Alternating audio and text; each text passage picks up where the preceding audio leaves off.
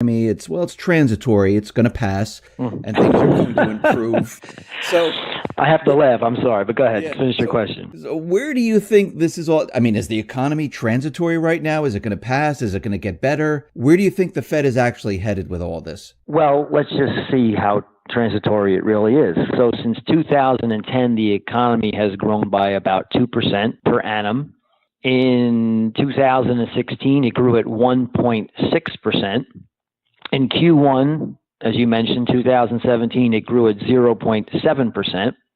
And now we have a rollover in auto loans, distress in credit cards, student loans, and auto loans in the banking system, and 98,000 net new jobs in March. We'll find out on Friday what the number is for April. But if you look at the ISM manufacturing and service sector reports, both those components point to weakness in employment. So I don't think the Fed is looking at data. I think the Fed is lying. I use that word very deliberately. They're being mendacious because they have no other choice. They've taken the Fed's balance sheet from $800 billion in 2007 to $4.5 trillion. They left interest rates below 1% for 100 months in a row, and all they can engender is GDP growth with a zero handle. So if they came out and said, well, we really don't want to hike rates anymore, the economy looks a little wobbly over here, we got to start thinking about reducing interest rates, there would be absolute panic in Wall Street. So the reason why they came out and said yesterday that they believe the economy had a weak patch, but it's transitory, even though a retarded amoeba would understand that that's a lie. We've had 8 years of weak patches. It's not a patch. This is something that is pervasive. It is something that's permanent. The economy is debt disabled and asset bubble ridden, and it's due to the hollowing out of the middle class by the Federal Reserve. So it is not transitory. The Fed has to pretend it is and hope and pray that the economy turns around. But I can tell you, I believe, unfortunately, it will not until we have a massive deleveraging in the economy and we pare down these asset bubbles to a level that can be sustained by the free market. When they meet in June, do you think at that point they will raise the interest rates once again, or do you think they'll just keep them steady or maybe even decrease them? Well, I don't think they're going to decrease them. You have to ask me closer to June. I think they want to raise rates in June. I think they're planning to raise rates in June, but the data probably won't allow them to raise rates in June. If we have a bad non-farm payroll print, and if we have another quarter that looks like Q1, there isn't a chance they can raise interest rates. Now, they won't raise interest rates in June if that's the case, but they will still come out and tell the investing public that the economic growth trajectory is positive and that everything's on track, because there's nothing else they can do. If the economy rolls over now, and I have every reason to believe it will, you look at a massive distress now that's starting to unravel in China, and China was responsible for 30% of all global growth since 2007. Everybody's talking about this huge turnaround in earnings growth that we've seen. We haven't seen any growth, any real growth in earnings for the past 3 years. The stock market is up. The S&P 500 is up 30%, but the actual level of EPS, the level of S&P 500 earnings per share, hasn't really changed in the past 3 years. What you hear from Wall Street is a good comparison from Q1 2017 year over year, Q1 2016. And that's because we had a massive plunge in oil prices just before Q1 2016. So year over year, earnings look good, but if you look at the level of earnings, the actual level of earnings trailing 12-month Q1 2017 to Q1 2015 haven't gone anywhere. It's virtually the same level, so there's no earnings rebound. We just talked about there's no GDP rebound. The reason for that is not because the taxes are too high, although I love low taxes. As long as you can reduce them without blowing up the deficit, you have to cut spending too. But the reason why the economy can't grow is because we are a debt-disabled economy that is sucking off the, well, I don't want to get vulgar, but well, I was going to get vulgar, but I won't say it, but Janet Yellen's 100 months of free money, that is exactly what's keeping this economy depressed. We have to allow interest rates to rise to a normal level that will burst the asset bubbles that are extant in stocks, bonds, and real estate. The rising of interest rates will also enable us to pare down all of the debt that we've accumulated, which, by the way, in the United States will be 105% of GDP and a record total debt, that's public and private debt, a record 350% of GDP. Now, you said something, raising the rates, you said is going to pop the housing market bubble. It's going to pop the asset bubble. So what you're saying is what the Fed is doing is it's not going to help the economy? In the law, it's all about duration. So if the Fed was allowed to, or believed that they really need to normalize interest rates, so we should have a real interest rate of around 2%. So if you have 2% inflation, you have 2% real growth, 2% real interest rates, that's 4%. The Fed was to take the Fed funds rate to 4%. That would, in the short term, bring about a depression in the United States. But that's exactly what we need. I want to be very clear. We want to get to a situation that's sustainable and viable in this country. We really don't want to grow a nation by making sure we have debt that's growing 4 times GDP growth like they have in China.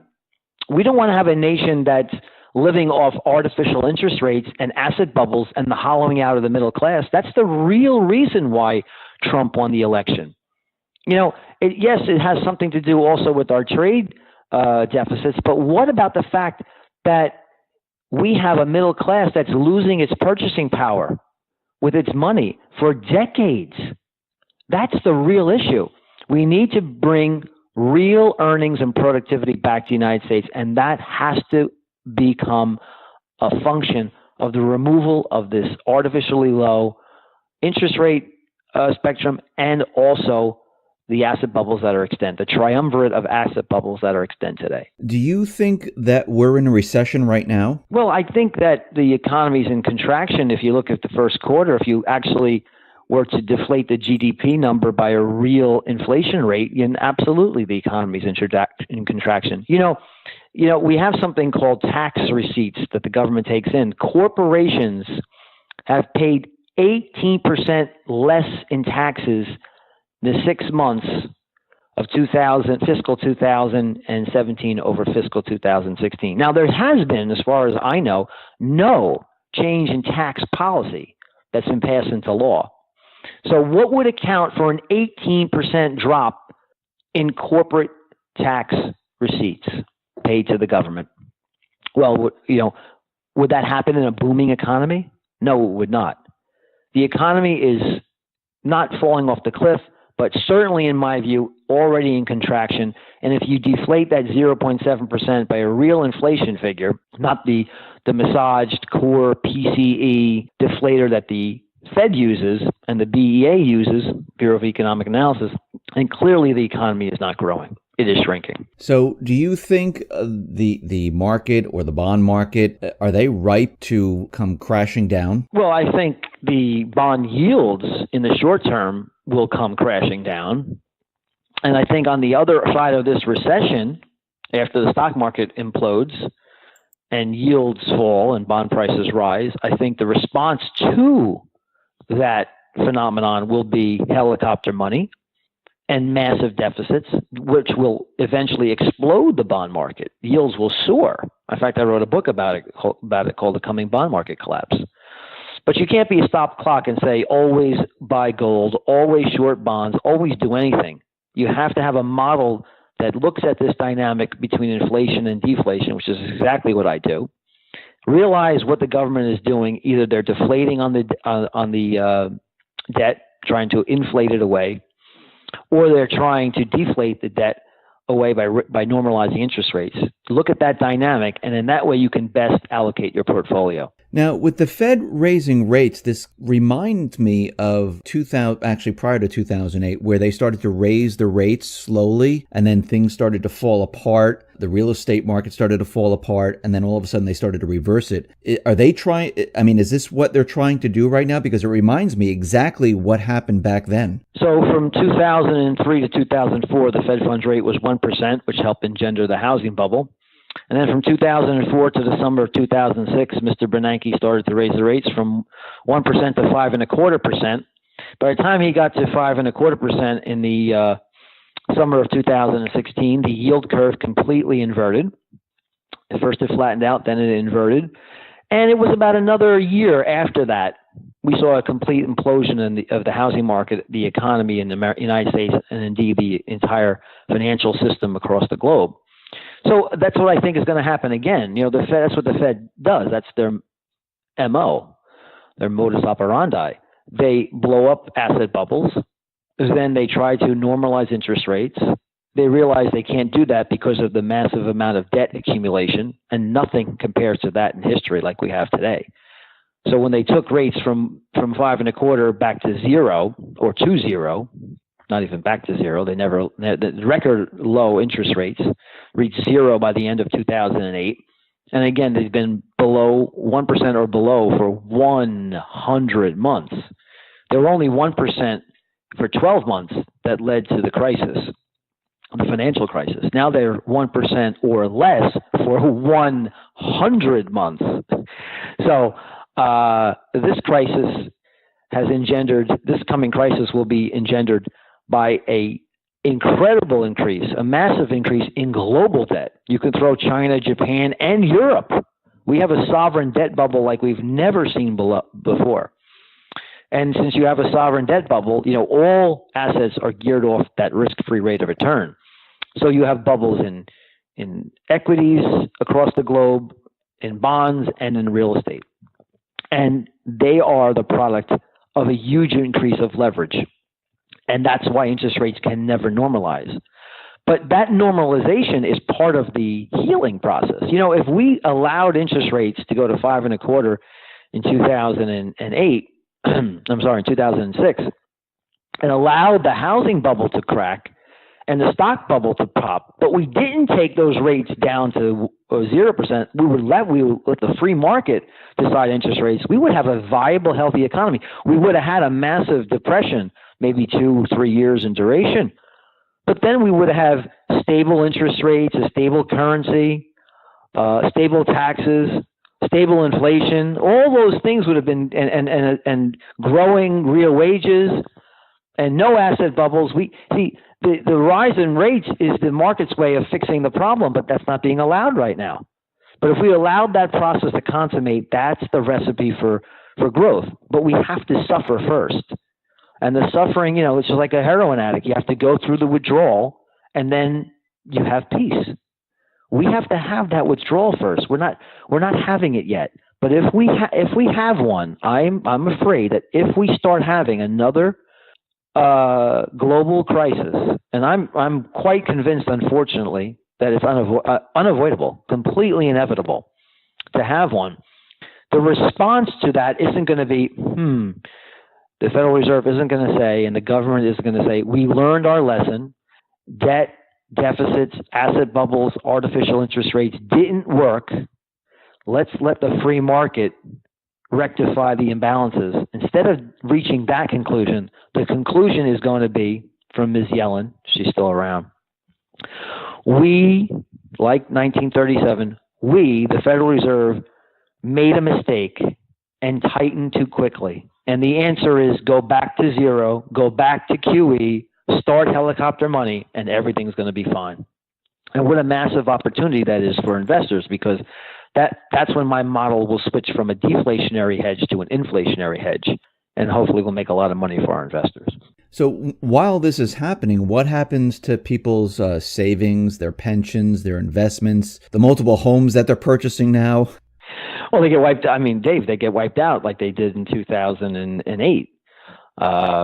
There's no avoiding that. I mean, you want to top tick Tesla and Facebook and Amazon and Google and Netflix. I think If you look at those 5 companies, they account for 50% of the entire market cap of the NASDAQ 100. 5 companies, 50% of the market cap.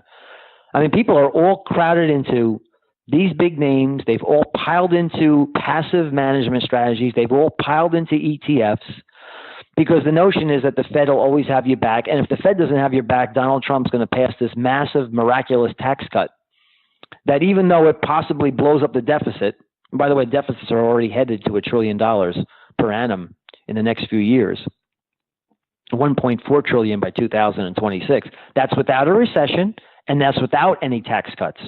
Imagine if we have an unpaid for tax cut. Do you know what happens to the long bond? The long bond is going to soar in yield, and it's going to collapse this over-leveraged economy, no matter what benefit there is from taking a corporate tax rate down from 35 to 20. If he even gets there, he probably can't get there without eliminating massive deductions, which aren't going to happen. So maybe you get a corporate tax rate from 35 to 28. They don't eliminate any deductions. It's sort of something that happens in 2018, doesn't really affect the economy. In the meantime, if you look what's going on with the price of oil, oil's down 4%, copper's plunging, commodities are rolling over, auto loans are rolling over. We talked about GDP and the productivity bending down towards negative. Actually, the productivity in Q1 was negative. So this is not a very good scenario for the Fed to aggressively start hiking interest rates. So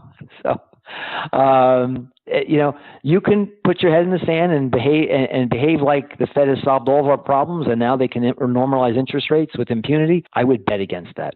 So with everything rolling over and the economy getting worse, and the only thing that's up is the stock market, Trump, pushing the idea that he's going to be bringing manufacturing jobs back to the U.S. They just passed a $1 trillion spending bill that's going to bring the government up until, October 1st or so? September 30th, yeah.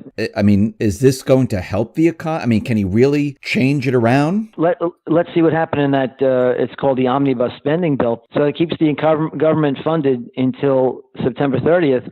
But what did that bill do? It's over $1 trillion in additional spending, $21 billion for increased military. This is an increase military spending, not total. The increase in military spending for the Republicans was $21 billion. Democrats got $5 billion for bailout of Puerto Rico and Planned Parenthood funding. Where was the cuts, Dave? No, here's what gets me more than anything, and I'm going to write about this next week, is that when Obama was president and deficits and debt doubled, so we went from just under 10 trillion to almost $20 trillion in national debt. Republicans were the party of fiscal rectitude. They claimed that blowing up these budgets deficits and adding to the national debt was anathema. Now they're in power. All they want to do is spend without any offsetting factors. Nothing. They don't want to cut spending, and they don't want to eliminate any deductions with this tax plan. Really, it's very, very, very sad. So they're both these parties want this bread and circuses. Both parties want to spend money. That's exactly what they do best. That's what they've done historically, and it looks like that's exactly what we're going to get from Mr. Trump. How much longer do you think we're going to last with this economy right now? I mean, will we make it until the fall, or do you see it breaking apart before that or after? I believe it's unraveling as we speak. As we speak, it's unraveling. So the Fed, just to be specific, the Fed ended quantitative easing. They started to taper the asset purchases in 2013. They ended in 2014. That was when the tightening cycle started.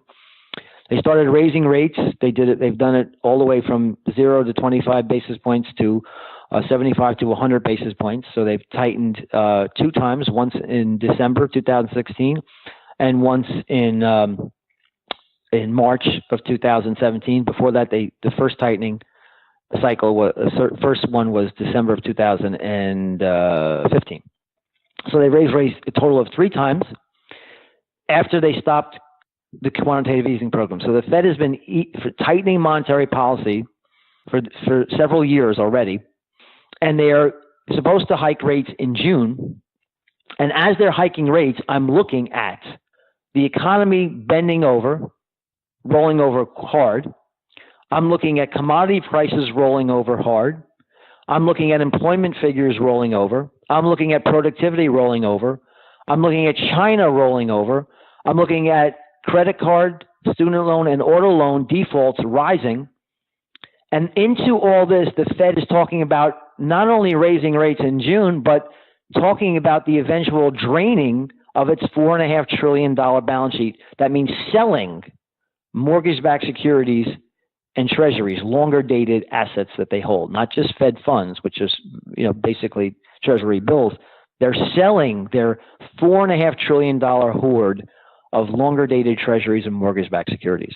Now, in that scenario, I don't see a possibility of the market holding serve here throughout the summer. The House is supposed to pass the repeal of Obamacare, the ACA. And if they don't get that, I think the market really rolls over, as I hang up the phone. But assuming that passes, then it has to go to the Senate. Then it has to go into reconciliation and then be voted again. And that's just the Affordable Care Act repeal and replacement bill. That's not the same as tax cuts. The stock market is clinging to one thing: massive, unadulterated tax cuts, not tax reform. The market is clinging to massive tax cuts to stimulate economic growth and is not at all concerned about deficits. That is what the market is clinging to. But between now and when that finally gets passed, again, the Affordable Care Act passage is not the same as the passage of tax reform. Totally different. Tax reform is going to take many, many, many months to even come up with a bill. So we're talking about 2018, in my opinion, late 2017, early 2018. So between then and now, there's just an air pocket for the stock market to hit. No good news, only a continuing deterioration of U.S. and global economic growth. And that I think is very problematic for investors who have a record amount of NYSE margin debt and who believe that the stock market can never go down because they had the Fed put backed by a Trump put. I think both those things are going away this summer. Michael, thank you very much for being on the X22 Report Spotlight. Once again, how can people see your work? So it's at pentoport.com, and my email address is mpento@pentoport.com, and the phone number here for the office is 732-772-9500. Okay, thank you very much for being on the Spotlight. I really appreciate it. Thank you very much. Thanks for having me back on, Dave.